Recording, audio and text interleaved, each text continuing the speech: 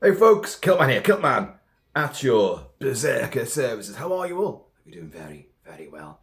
Now here's going to be a hopefully quick-ish, but sadly spoiler-rife review of Robert Eggars' third movie, The Northman.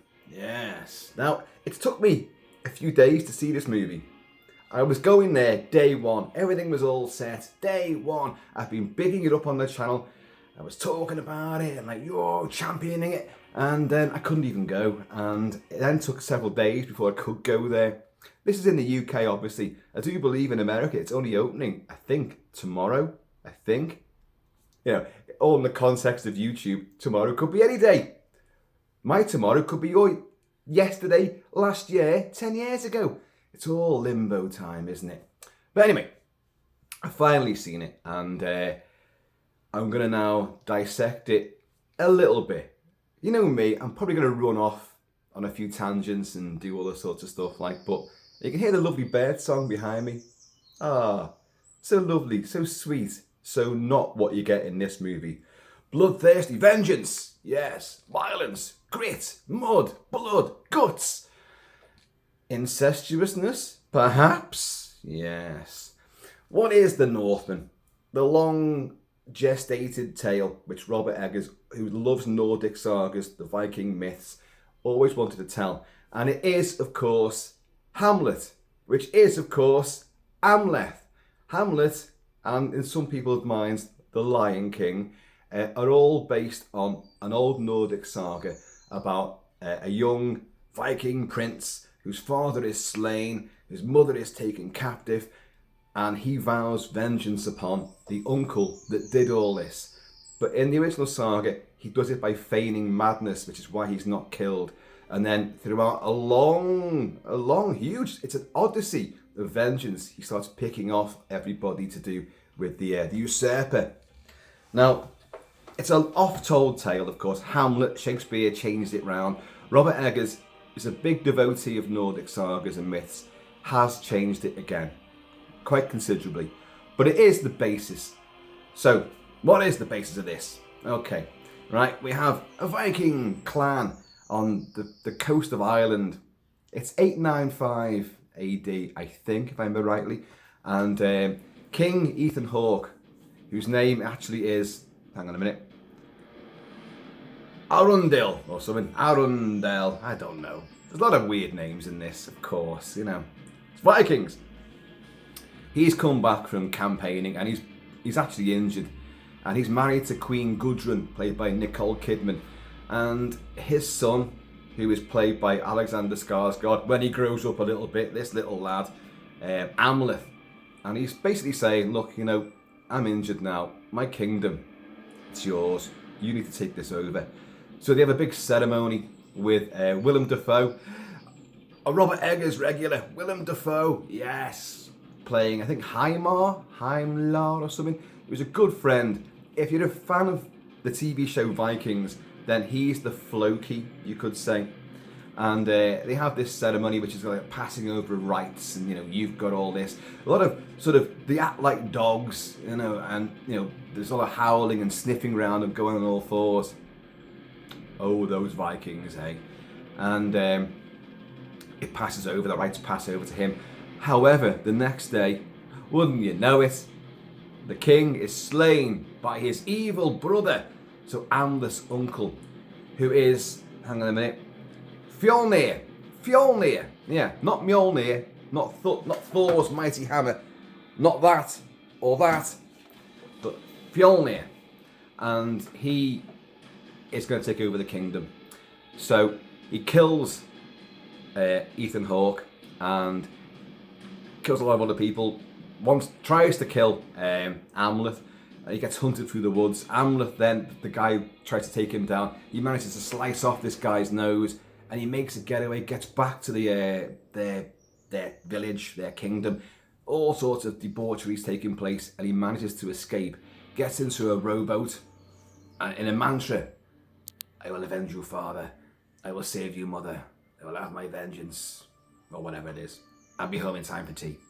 And off he goes, rowing off into, well, I don't know, tempestuous seas.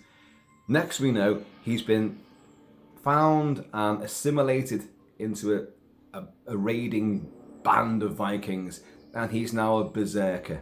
Yes, those big bastards they wear bears or wolf pelts, and they drink and drugs send them into a trance, a violent trance where fire and steel can't hurt them, or so they believe, and they go into battle. Now, the berserkers are a genuine thing. There are many different factions: the Wolf Brigade, the Bear Brigade. In this film, and all the sort of publicity, Alexander Skarsgård goes on about, I'm a wolf. I'm sorry, I'm a bear. He says I'm meant to be a bear, and he's bulked up a hell of a lot for it. But you see him wearing a wolf pelt. I don't think you see him wearing a bear pelt, or do you? Someone might correct me on this. I don't remember. I only saw it last night. I'm trying to process it all, and I've had drinks, and there was a story to do with that as well. But I'm not going to go into that one right now. Anyway, but yeah, he's a berserker, and these also formed part of the basis and folklore of the werewolf mythology, because when they did their raids back in ancient times, people just saw these animal-headed, huge warrior beast men, and they are bears, they are wolves, and it took on a huge mythic status. Anyway, that's what he is. So we encounter him now as an older man, like Alexander Skarsgård, however old he is. What is he, 33? Something like, I don't know how old he is, but he's with this band of Vikings, and they go on a raid into the lands of the Rus, which is Slavic areas, and it become Russia. Clue is in the name there, and they go on this massive raid there. But he will encounter a CRS played by Bjork. Yeah. You've got to say it anyway, Bjork, like that, and she foretells, you will have your vengeance. You are going places. Your kith and kin will go places. And a load of other stuff, weird visions and everything like that. So he then inveigles his way into a bunch of slaves, because what he's found out now is that Fjolnir has lost that kingdom. So his kingdom on the coast of Ireland, Fjolnir lost that. So King Harold, another one of these Viking despots, has come over and usurped him, and he's fled with a huge tribe and a band of warriors and a load of slaves and gone to Iceland.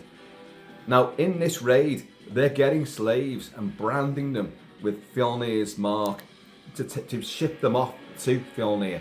So, our boy, one of the big leading berserkers of this warrior, band, just fucks off and leaves and brands himself, with the slave, scar, and joins the long ship, and off he goes. On that ship, he meets Olga, played by Anya Taylor-Joy, from The Witch, from Last Night in Soho. Awesome. And she is a sorceress of sorts. All these women, they're all witches and bitches, Can't trust them, can you? You can't even trust your own uncle, for God's sake, And they form a bit of an attachment, and they arrive at Iceland. Fjolnir has an older son, an adult son. He has a younger son. I mean, these two sons are, a half-brother. Well, they're both half-brothers, aren't they? But he's taken Queen Gudrun, Amleth's mother, as his wife. You bastard!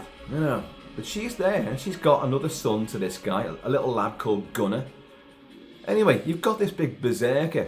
They don't know he's a berserker, but the fucking size of him should give that away anyway. And they're like, we use you, gonna put you to work, get rid of them, whatever. Behead them. Oh, we use them for sexual games. These get designated different, things to do around the mini kingdom in Iceland, which is actually filmed a lot in Iceland and a lot in Ireland as well. So they are bleak, weather battered environs and look astonishingly good, but we'll come on to all that sort of stuff. So he makes a name for himself in one of these old Viking ball games. Yeah, they had ball games, believe it or not. I wrote it down. What's it called? Katkir. The Katkir game, which is like Irish hurling. You've got sticks, you've got a ball, 2 teams. Now these games would go on all day long, with spectators all around, and they were encouraged to be violent. Yeah, so, but you're meant to score at either end, you know. Now in this game, they've got slaves playing, and they've got a rival team there with their champion. Amleth makes a name for himself here. He gets battered down a little bit. I think the point is he's trying to hide just how super brutal and highly skilled he really is. But only when Gunnar, so his half-brother, the little lad from his own mother, leaps in to try and join in, and there the other team's champion starts beating him. Like Amleth gets up and just fucking does him in. Headbutts, does him in, and then wins the day. It's a bit of a Rocky sort of, also Rambo in Rambo 3 when he's playing with the Afghans with the goat's body and all that, trying to score there. He gets, okay, the older son from Fjolnir, his nemesis, his uncle, says to him, like, slave, you did really well there, but don't you go thinking you're ever going to be a free man. It's never going to happen. But we like your loyalty. We like how you work there. You saved Gunnar, my brother, and you fought for our honour. So you're going to get special privileges. You can have a woman, you know, once a year. But you know, and you'll have power over other slaves. So he's gone up the hierarchy, but he's still a slave, and he's been told you're never going to be a free man. He's not asked about any of that. He wants vengeance. What he's doing, he's inveigling his way into this this society, and he's going to start chipping away at them. He's met another sort of. He's been told. I can't remember now how this happens. He will be told there's a sword which is his, so he finds this sword and then he hides it again, but he'll use that to start slaying members of Fjolnir's tribe, his kingdom, start taking people out and causing mystery. He'll start pinning bodies to huts. He'll break and mangle the bodies and pin them to the walls of huts. So these guys are finding it the next morning. Who amongst you is doing this? Who's doing this? It's all part of his campaign, his ongoing campaign of vengeance. Now, let's try and get this right. What happens next? He and Olga have got it on, and on one of his nights, and she falls pregnant with twins, which are now prophesied to be, one of them's going to be like a shield or fire maiden to the gods. So she's destined for great things. And so, you know, you've got to keep this bloodline alive. Now, on his little nightly sprees of killing people, he does try to free his mother. And his mother then turns on him, tries to seduce him, and tells him that, listen, I was a slave myself. Your father, Ethan Hawke. It's not Ethan Hawke, you know. I don't want any sort of lawsuits or libels against me. Arundel, oh, I don't know what his name is, but King Ethan Hawke, now deceased, sadly. She says, he took me as a slave, and you are the product of rape, you know. So I sanctioned his brother to kill him because I wanted him. He's a much better man than your father ever was. Oh, this is a bit of a revelation, isn't it? You know, that whole thing on the rowboat. Father, I will avenge you. Mother, I will save you. Oh, shit. Well, I wasted half of that bloody mission, haven't I? And but she tries to seduce him as well. It's a really sickening scene. And he forces her away. And then as he flees, there's the adult son there, whose name I have forgotten.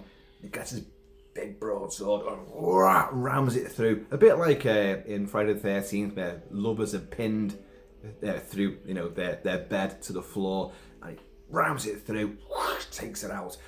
But he also takes the heart of this bloke as well and scarpers off into the distance. And so the next morning, like, they're like, who took my son's heart? Who did this? Now Amleth has gone. He's gone from the settlement. So Fjolnir gets all the slaves out there. So one of you will talk. Somebody knows something. One of you will talk.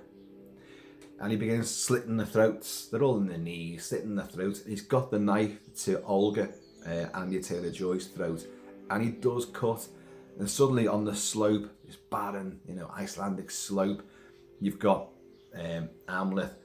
It was me. I have your son's heart. You killed my father. You took my mother. I am vengeance. And he runs down into a crowd of these warriors, takes a few out, but they get him, and they beat the shit out of him, and they drag him into some hut, and he's hanging there. His eyes are all like big cheesy, beef burgers on one side, cheeseburgers on the other. Lips are all over the show.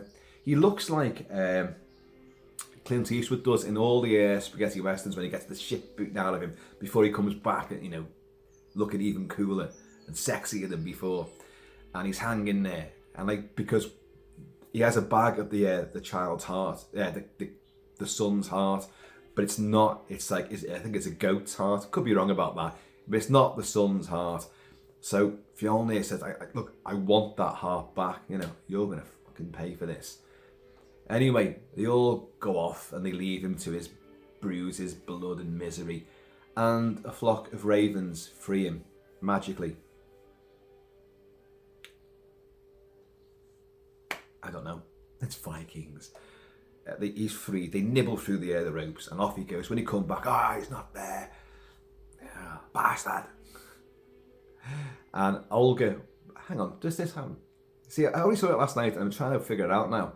But he and Olga will get together again. I think he... Yeah, I've got it. No, I haven't. He gets in and frees Olga again, somehow.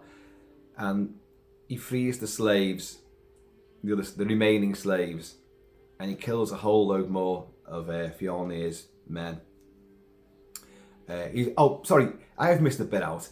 They found a healing pool and in a cave and all this sort of stuff, and he's got better. He's magically got better, but he goes in and slays loads of the Fjolnir's men. And the guy whose nose he cut off, he's there as well, and he manages. He's got his broadsword, longsword, I should say, longsword, and he puts it in the bloody slit where the nose was, and just goes, whoa, and he's like, oh, gruesome, and then tries to. He goes back for the mother, and the mother goes for him, and stabs him quite badly. And hang on a minute, I definitely missed something else here, but this is the way it goes. He gets stabbed there, but he'll kill his mother as well. And the son, the gunner who he saved in that game, he will leap on him, start stabbing him, but he's going to kill him as well. So he kills his other half brother, and he kills his mother. What's his face? Fjolnir will arrive, bloodied, and what the hell? Everyone's dead, and he just stands there in the doorway, and he drags the body he gets the body of his son over his shoulder, and he drags the body of his wife, Queen Gudrun, out of there. We will meet at the gates of hell. That's the active volcano in Iceland called Hekla. We will meet at the gates of hell, and then there we'll have our vengeance. We'll sort each other out, and that's what happens. Now, I'm not sure whereabouts this bit fits in, but whether it's before or after. Well, it's got to be before, sorry. You've got Amleth and Olga have hired a ship. Ralph Innes from The Witch, and I'm sure he's actually in the Lighthouse somewhere as well. I'm not too sure now, but he's definitely in a lot of stuff with that weird gruff voice of his, and he plays this sort of, I don't know if he's tribal, old Irish, whatever. And he's going back to Ireland, and Olga and Amleth are on this. Amleth knows the prophecy about the twins, and he tells her this, look, I've got to go back, I've got to finish this. He said, no, don't do that. And he said, no, don't go to Ireland. I've got kith and kin in the Orkneys. So he gives some more money to, Ralph Innes. He said, you take them to the Orkneys, that's where my family is, or whoever the hell they are, I don't know. She'll be safe there. All right, sorry. But where are you going? And he runs up to the the edge of the boat, the long ship, throws himself off and swims back. Now he's swimming back to Iceland here. And then that's when I think he goes on the killing spree. I do apologise. I've got that massively mixed up. This is the fun and games of coming out of the flicks and just barely having slept and trying to wrap it all together. And it isn't even that complicated a plot, let's be honest. And that's when he goes on this rampage, and he will meet Fjolnir on the slopes of Mount Doom. Heckler. Actually, what it does remind me of is the battle that Anakin and Obi-Wan have at the end of Revenge of the Sith, with all molten lava everywhere. And it's not a bad battle, it's not a bad duel, but it will result, I did say spoilers, didn't I? It will result in the deaths of the two of them. They will both kill each other. What's his name? Fjolnir will have his head lopped off, but I'm afraid Amleth gets run through and he will lie there dying. And a Valkyrie will ride him off to Valhalla on a chariot, a golden chariot, up into Valhalla. Now, I'm not sure. Bjork plays the CRS, but does Bjork play this Valkyrie as well? I don't know.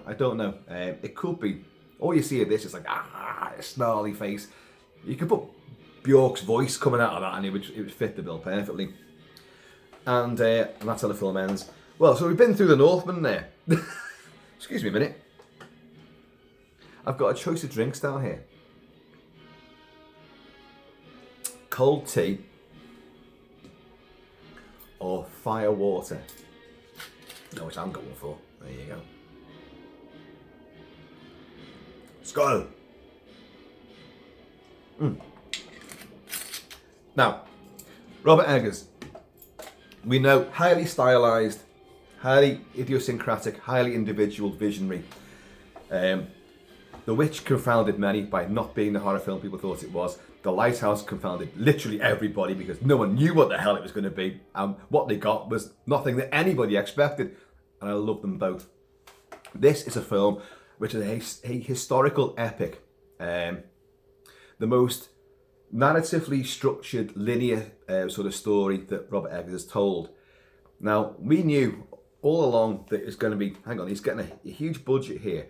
The studios are going to trust him with this kind of property.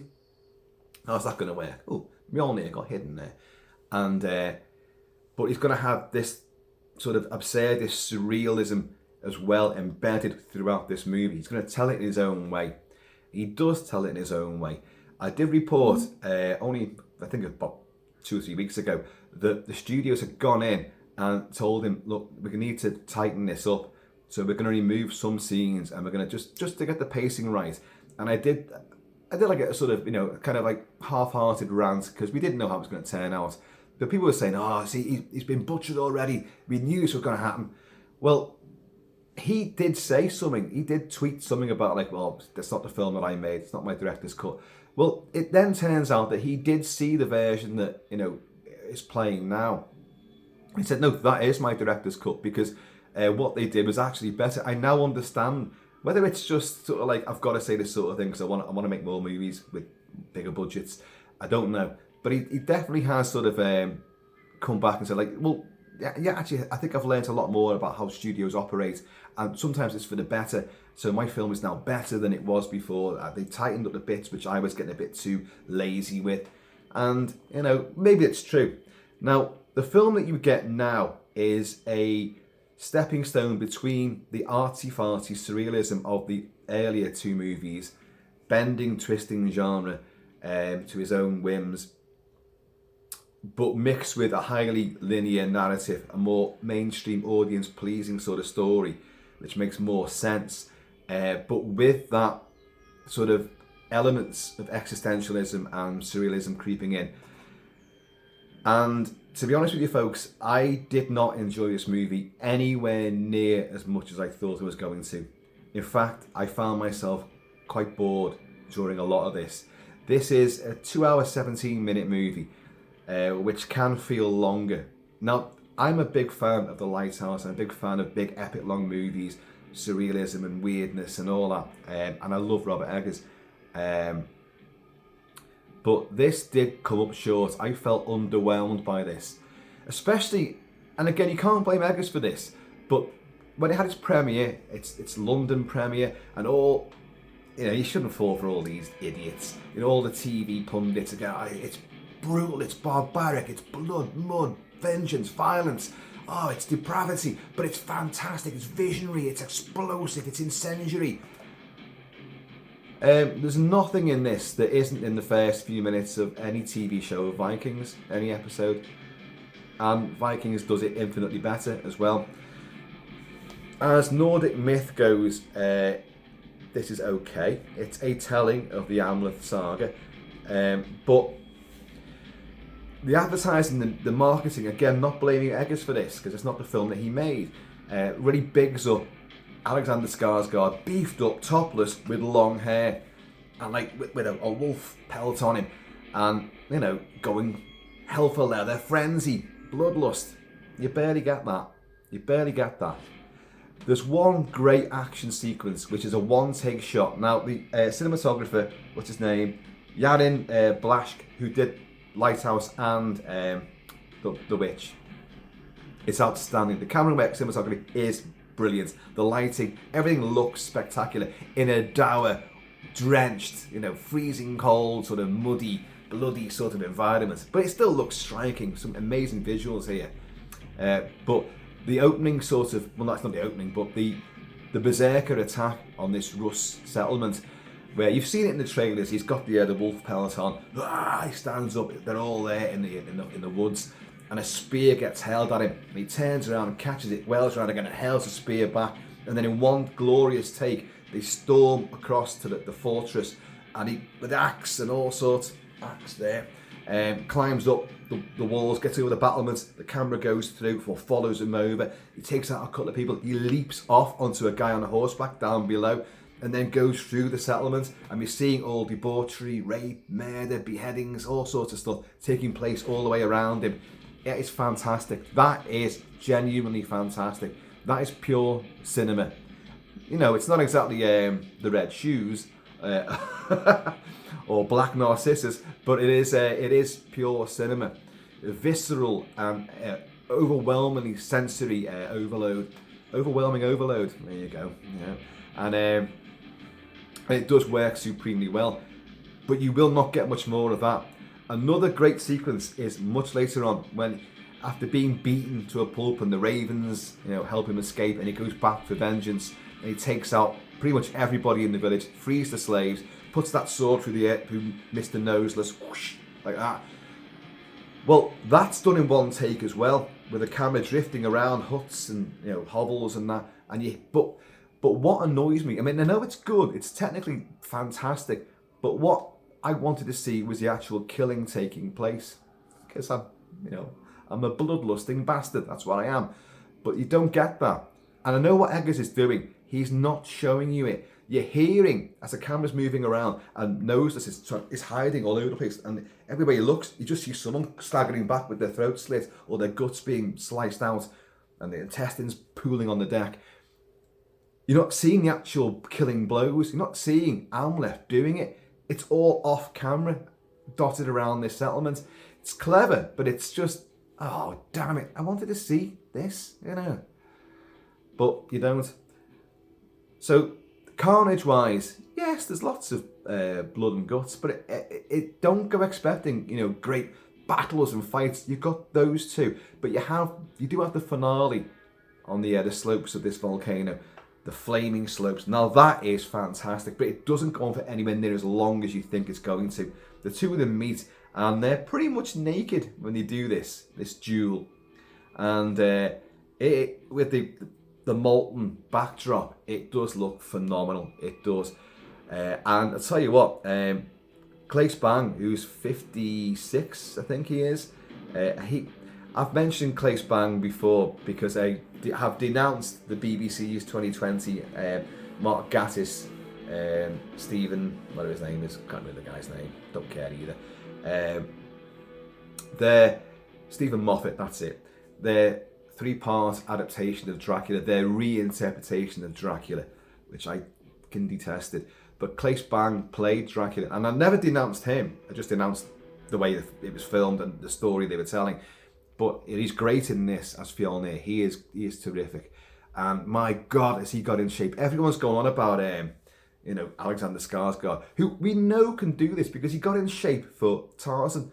you know, which I love. It's a broken movie. I know I've discussed it before, but I still like what we got, and I like him as Tarzan. I'd love to see him play Tarzan again, to be honest. I do like Skarsgård. Doesn't say a great deal in the bloody movie, like in this movie, but you know. And another thing, so you think you see him topless and with his long hair and all that. No, as soon as he gets to Iceland, his hair gets cut, so he's got like a little bowl head, which dilutes the effect somewhat. And he's wearing a shirt. You only ever see him topless at the start of it, and then the end, and that's it. So if you're going for like a bit of man beef, well, you know, you're gonna be, well, no, you'll be pleased, but it won't be anywhere near as much as excessive as you might have hoped it would be. So the action is few and far between. It's told as a slow burn vengeance thriller. The original Amleth, the original saga, goes on for years and years and years, and he does lots of little weird things and plays tricks and all that. That really wouldn't make its way into this sort of movie. This movie tries to be that stepping stone between the arty-farty, pretentious weirdness of The Witch and The Lighthouse. I said pretentiousness, and I mean that in the best sense of the word. There is a huge element of like, I know what's going on here, but you don't, and I'm not really going to give you any clues either. So you can work it out for yourself. You know, a stepping stone between that and mainstream action, you know, thriller, historical epic. But I can't work out in my little whiskey-addled brain if there should have been more of Robert Eggars' normal surrealism, or more of the action, or more of both. Either way, I think it's not as good as it could have been. I wish he'd had full free reign to do what he wanted to do, but who am I to say? Maybe this version, as he now says, this is my director's cut. This is the best way. This is the best way of viewing this movie. It works better this way. That's what he said. So, I mean, I've got to take him at his word. But for me, this is what I'm saying. You know, I'm Gemini, so I'm in two minds. I'm split. Would it have been better with less action in it and just more of this tense, weird atmosphere and the spiritualism and existentialism? Would that have been better? Or ditch all that and have just linear action? Well, that would not have been an Eggers movie. So he tries to combine the two, but in doing so, both sides come up short. That's what I think I'm trying to say. This is breakfast time, folks, as well. So I've still got a full day's work ahead of me. Cheers, y'all. But music's great. Music is by, hold on a second, Robin Carolan and Sebastian Gainsborough. And it is good. Willem Dafoe is barely in it. He's only in the start of it, really, doing this ritual. But he's great. He's got the big grin on his face and all that. Like, and of course, we all long and hope that this film does prove very successful, The Northman, so Eggers can get Nosferatu off the ground and hopefully bring Willem Dafoe back. Willem Dafoe, who played Nosferatu, or Max Schreck in Shadow of the Vampire, which I covered only recently in a big epic review. So that would be great. But and you've got the rituals of the Vikings. And the Vikings, by this stage, have been assimilated into other tribes and other ways of life. So it is a hodgepodge of all the activity around this sort of period. It's not quite the same. This Viking settlement in Ireland, you know, well, so you're talking kind of going beyond a fair bit of the TV show Vikings there. But the usurping of people, you know, like Fjolnir takes over Ethan Hawke's kingdom, and then he gets usurped by Harald, I think it is. But you don't see any of that, you just hear about it. But that's what happened. They wouldn't last too long. There's always someone plotting and scheming to take over that bit of land, that kingdom there. More trade routes, more power, more whatever. I'll take your wife while I'm at it, you know. And all this sort of stuff. And that comes across, you definitely get all that. Skarsgård, yeah, he's great. As I say, beefed up, but you don't really see too much of that. It does make you wonder how anyone could keep that physique in those days, eating just the lean pickings as a slave, berries and a bit of root vegetation and all that sort of stuff. How are you going to keep that physique? What kind of exercise regimen are you indulging in? But it doesn't matter, does it? You just want to see fucking big hunky brutes going at it. Don't make up your own version of what I just said there. Please do not. The story also is, it's Conan the Barbarian. Conan the Barbarian as in the original John Milius movie with Arnold Schwarzenegger and the Jason Momoa version. In fact, this borrows a little bit more from the Momoa version, because in that, young Jason Momoa slits a guy's nose off and then will encounter him later on and stick his own finger into the bloody holy stump that's left on his face, and gets his revenge on him later on after his dad gets slayed. Ron Perlman, the great Ron Perlman. If anyone was born to be a Viking, it's Ron Perlman. It's like there's one guy who was born to be a cowboy and play a cowboy and everything, and that's Sam Elliott, real life cowboy, and real life Viking, Ron Perlman. But so you've got that little element there which has been taken, but Conan, the original novels and stories, didn't have that kind of saga, really. So that's been an adaptation. Maybe Amleth played a part in the way John Milius had his Conan, and then the way the Momoa version took that on as well. So, the whole thing bleeds into other movies, very influential. But now you get a film like this, which comes out now, and you're going to have people saying, like, oh, that happened in Conan. Well, it happened in the original bloody story, that's why. And that's how people do get misconstrued about things. It's like when the film John Carter came out, which should have been John Carter on Mars. Dropping the on Mars completely destroyed what anyone going to see that movie thought was going to happen. I personally love the movie. I've read the books, and I love the story, and I love the movie. But everyone said, oh, it's just Star Wars. That story came out in 1930, for God's sake. So that predated Star Wars by a hell of a chunk, But people don't know that. People don't realise it. And it does have an effect upon films' marketing and their release and their reception.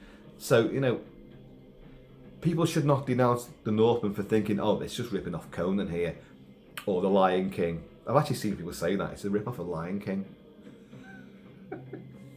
Uncles killing fathers and oh Jesus Christ, and honest, and usurping thrones and an odyssey for the young princeling and all. It's a time-honoured tale, but it is arguably serviced first with this original Nordic saga. So anyway, there you go. Look, I've probably waffled on way too long because a lot of people in America haven't seen this movie yet, and a lot of people around here have. My son saw it before me with his mates. I couldn't go because I cramped the style. So opening night, that's why I didn't go. It's all right. And then sort of time went on. A busy, hectic weekend of Viking style drunkenness and debauchery ensued. So I never went, and I genuinely thought this long ship had sailed and I wouldn't get to see it until home video. But no, I went yesterday. I made sure. And as I say, it's not because the momentum had gone that I didn't enjoy it as much. It's not that way at all. It genuinely, I went in there with very high expectations, expecting this collision of existentialism and surrealism with broad, brawny, bloodthirsty brutality meshed. Some of you are going to say that's exactly what you get, but I did not get that. Both were lacking, I thought. So, and I did find it in patches slightly boring as well. I never thought I'd say that. Never thought I'd say it, but I did, and I was like, oh, come on now, let's get on with it. And the visions and the sorceress and the CRS sort of stuff, it was neither as spectacular nor as profound as I really thought it would be. It's quite matter of fact, really, and the visuals aren't anywhere near as like, wow, hypnotic or as enticing as you may have thought they would be. It's kind of quite normal and boring, really. But there you go. Do I recommend it? Yes, I do recommend it. Despite me saying all these misgivings, I do recommend it. It's a big, powerful movie. They keep using the word epic. Epic is a very strange word to use in movies. Epic tends to mean a big passage of time, and usually in people's minds, it means you're going from location to location, from continent to continent. You know, it takes it, and the film will be chapterized. There's the bit in ancient Egypt, there's the bit in Scotland, there's the bit in Russia, you know, and it's epic. It tells a huge, long saga with multiple generations of characters. Well, this film does not do that. You do get another generation of characters, but it's half-brothers. And you travel from, you know, the lands of the Rus to Ireland to Iceland. But that's it. But really, every single environment looked exactly the same. And the film and the story does feel quite condensed. It feels a lot smaller. You have not got a huge bevy of characters. You have not got that. You've only got Amleth and Olga, Fjolnir and Gudrun, and the little lad Gunnar, and the older lad Bummer. No, I just made that up. But listen to this. There's a playlist of all the Viking stuff I can find, because the soundtrack to the Northman, which is great, as I say, has not dropped yet. It drops officially in the UK, I think, tomorrow. I know, I said about, you know, YouTube, the power of all this, the timelessness of this. Tomorrow could be your yesteryear, but anyway, I'll be getting it. I know that for a fact.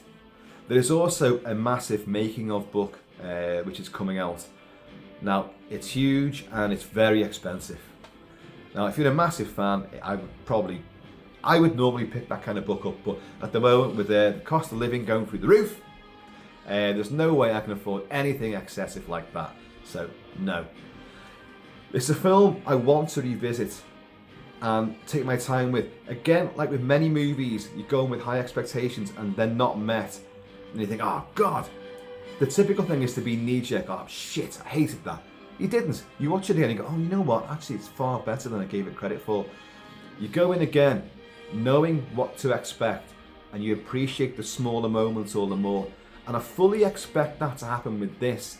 Although I don't think there's many little asides as you get, or visual little ticks and bits and bombs and, you know, vignettes with the witch and especially the Lighthouse. I don't think you get as many. It's just a slower movie without that sort of abstract sort of detail thrown in, which I'd like more of that maybe. And you've got no one saying, but you like me lobster. You do. Tell me you like me lobster. This is Willem Dafoe's defining moments. His Dafoeing moments in cinema from the Lighthouse. Anyway, folks, I've got to get to work, so there's the Northman for you. I do apologise if it's a rambling sort of mess, but I just wanted to get it out there before, as the day progresses and I start saving the world again at the laptop, that because, you know, us Viking Berserkers, we still have our day jobs too, you know, and got to keep mead on the table, haven't you? It would slip from my mind because I already forgot that huge element of how did the ending actually transpire. At what point was he on the boat with Olga? I just couldn't work it out. Honestly, folks, it's not that difficult to work out. It's a very linear movie. If you like blood and guts, it's there. It's just not delivered in quite the fashion you think it's going to be. And the action is not like you think it's going to be. But it's a great tale of bloodlust and vengeance with a few little twists and turns, which I've obviously given away. Anyway, folks, I've been always shall be Kilt-Man, so please do keep it Kiltic, keep it Celtic. And I'm going to drink some more of this before I start working. Skull. I also took delivery of another weapon. You know, most of you know that I have a collection of swords and knives and other stuff, axes. I took delivery of a longbow, an old longbow, yesterday as well. So that was kind of strange. I'll show you that at some point, but it's great, it's glorious. Sad thing is, I haven't got any arrows though, so I can't even, like, you know, show you. What you do is, it's the on the floor, elbow comes up, put it up, 2-3 seconds tops, let go. Any more than that, and you're going to risk breaking the longbow. 2-3 seconds, that's all you keep it for. So you always see in the movies, they're straining. Oh, no, they didn't do that. It was fucking quick. You know, got to keep that tension going on the bow. See, you get a historical weapons lesson as well. Folks, I'm going to see you all. Namaste for all berserkers. Lighthouse. You know what they could have done with more of in this movie? Lighthouses. You've got witches, but a few more lighthouses dotted around Iceland and Ireland, whatever way to treat.